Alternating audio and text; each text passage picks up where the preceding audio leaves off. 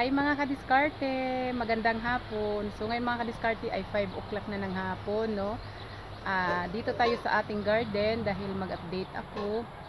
So nakita nyo yung usok doon mga kadiskarte. Nagpausok tayo kasi ang daming mga bao-bao kung tawagin dito sa amin, no? So pakita ko po sa inyo ang aking garden. So ang daming, napansin nyo po ang daming banderitas. So ayan po ang aking ampalaya. So itong ampalaya mga kadiskarte, ang dami ko na pong na-harvest dito. So ito din po ay lahat po ng benta ko ay nilista ko din po. Para pag dating ng 1 month, i-vlog ko din po yun. Para malaman ko po kung nilista ko po yun. Lahat kung magkano yung ating napagbentahan, no? So yun. Dami pong banderitas. So ang aking po, ito po yung aking tanim dito na, ito yung bago kong tanim na pipino. So yun. Madami pong bao-bao. Ito po, ganito po yung bao-bao sa amin, no? Ganyan, no? Ito po yung nakapagpabutas ng mga dahon ng mga ampalaya ay ng pipino. Ang dami na pong butas yung dahon ng pipino, kasi kinakain po ng bao-bao. So ayun po, nagpausok po tayo para mawala po yung mga lamok at saka itong mga aalis itong mga bao-bao. Ayan, oh, ang dami. So malaki na rin po yung ating pipino. Ayan. So ang iba po nito hindi nabuhay, no? Iwan ko kung ilang piraso na lang to. Namatay po yung iba. So ito po yung ating pipino. Ang daming, yung dahon niya, ang daming butas. Pinakain niya ng mga bao-bao. So ito po dito ay talong. Ito po yung talong. So dito po yung, ito po yung ating bagong tanim na pipino. Tapos yung talong po yan. Tapos ito pipino. At ito din po yung talong. So ito po ay pipino. So ito po yung ating talong. Malaki na rin po. Ayan. So yan, pipino. Tapos may talong din po dahil tayo doon sa dulo.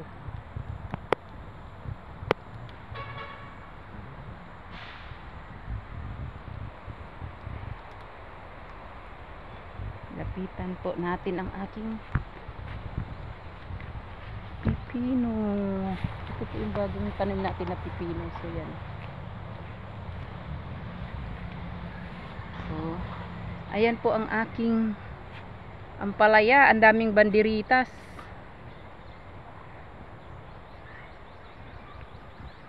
So ilang beses na rin po ako naka-harvest dito.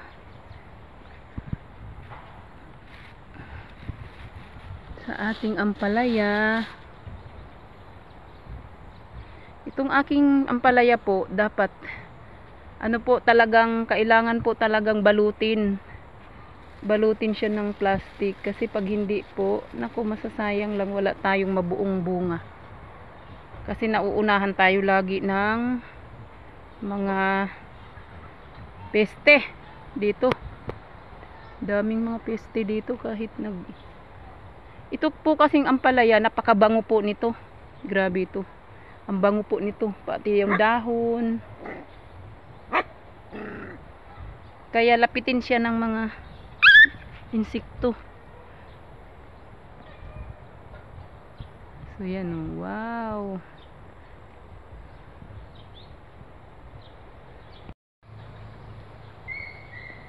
So ayan po ang ating ampalaya.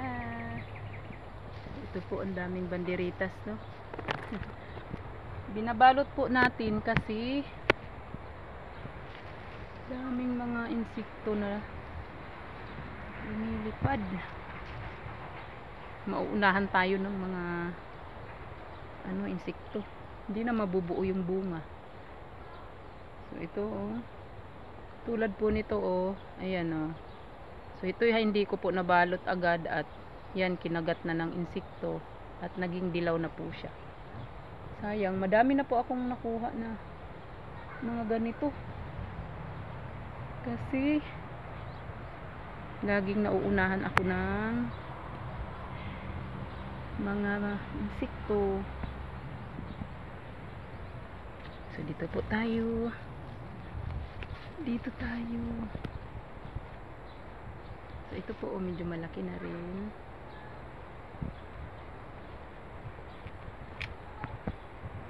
Sa susunod po, pag isang buwan na po, no, pag isang buwan na po simula nung nag-harvest tayo, i-vlog ko din po 'yun para alam nyo po kung magkano po yung kinita natin dito sa ating ampalaya. Pero po yung sitaw hindi na po ako naglista doon kasi nakalimutan ko pong maglista. Ito lang po ampalaya.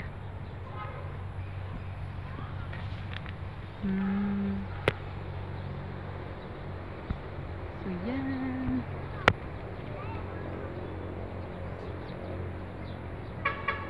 Ang ganda po nitong variety na to. Ang dami niyang bunga. Madami po siyang bunga. Tapos po, hindi po siya mapait. Tapos po mahaba yung bunga niya. Mahaba. Tapos hindi siya mapait. Ang sarap po kainin. So bukas po mag-harvest po ako. Madami na naman po tayong ha-harvest nito. So ito, malaki na ito.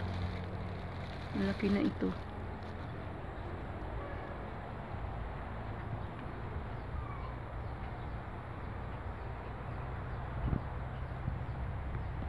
So dito po tayo sa kabila.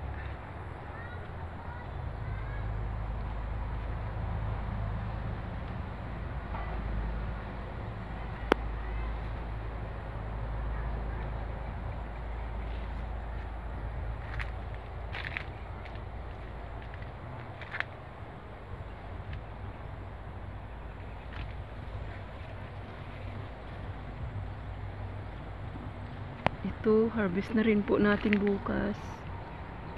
Malaki na to. Pwede na po ito. Ang kilo po dito ng ampalaya dito sa amin. Meron na po akong babalutin na naman. Ayun. Balutin ko po ito mamaya. Kaya baka maunahan na naman tayo ng insekto. Ang kilo po dito sa talipapa ng ampalaya, 90 dito po sa amin. Pero po dito sa akin, minsan po kasi may napunta po dito sa amin mga kapitbahay, tapos yung mga kilala lang natin, napunta po sila dito, bibili sila ng 1 kilo, no? 70 lang po yung bigay ko sa kanila. 70 pesos.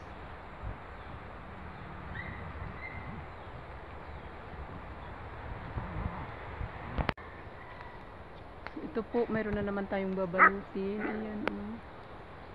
Ayan, baka maunahan tayo ng peste. Ito po, oh. Ito, saka ito po. Babalutin ko po yan. Ayan.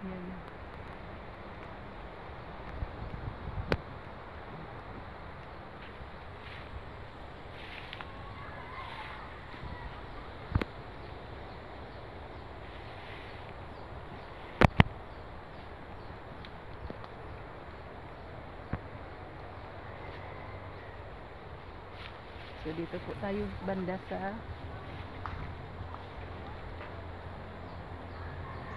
ito po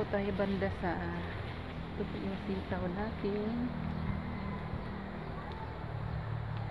Tapos ang pipino po natin doon, nag-umpisa na rin po siyang ang tawag doon, madugnas po kasi dugnas po dito sa amin. Kung tawagin dito sa amin, dugnas, no? Kunti na lang yung bunga, tapos yung mga dahon niya medyo hindi na ganun ka green na green, parang ano na siya, paumpisa na siyang madugnas kung tawagin dito sa amin. Iwan ko po kung anong Tagalog niya. So tapos po, ayan, ang ating sitaw, nakailang beses na rin po ako naka-harvest niyan. So mayroon po tayong isang nalanta dyan na sitaw yan dyan kasi binali po ng aso namin. Bali 3 po yun o 4 po ata yung na bali ng aming aso. Nabali kasi dito sila naglalaro. Tapos naputol yung ating sitaw. So pero nakailang beses na rin po ako naka-harvest niyan. Maraming beses na rin po. Libre na po kami ng gulay.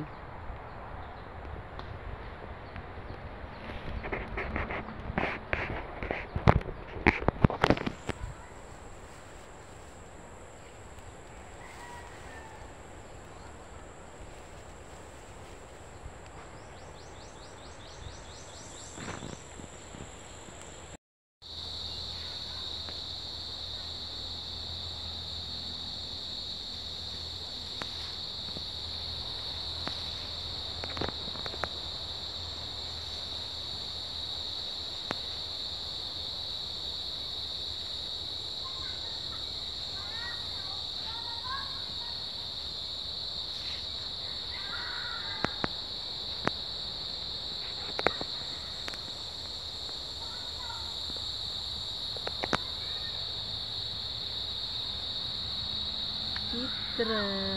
Ito yung aso naming nagmakulit.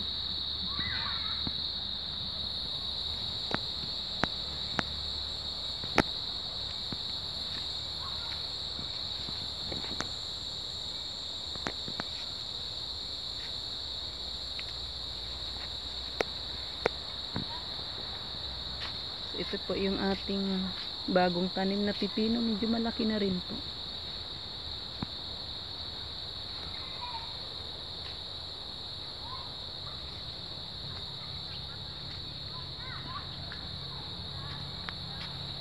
So, yung ating bell pepper po. So, nakailang harvest na din po ako dyan sa ating bell pepper. Yan.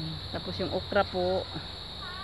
Nakabenta na rin po ako niyan. Tapos, ang dami na pong madami na po akong na benta din na okra. So, itong dito po, talong po ang ilalagay natin dyan. Ito, talong dito po na side.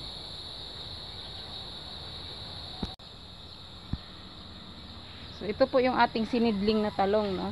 Yan. Nakasidling na po. I-transfer ko na lang po doon kasi po dati yung nag-direct po kasi ako nagtanim doon ng talong, ilan-ilan lang tumubo. Kunti lang ang tumubo. So, ang ginawa ko po, yung mga nagsidling na lang po muna ako dito. Ayan, nagsidling po. Tapos, yun, pag medyo malaki na po, i-transplant na lang po. Transplant ko na lang po. Mayroon din po tayong nasidling na papaya.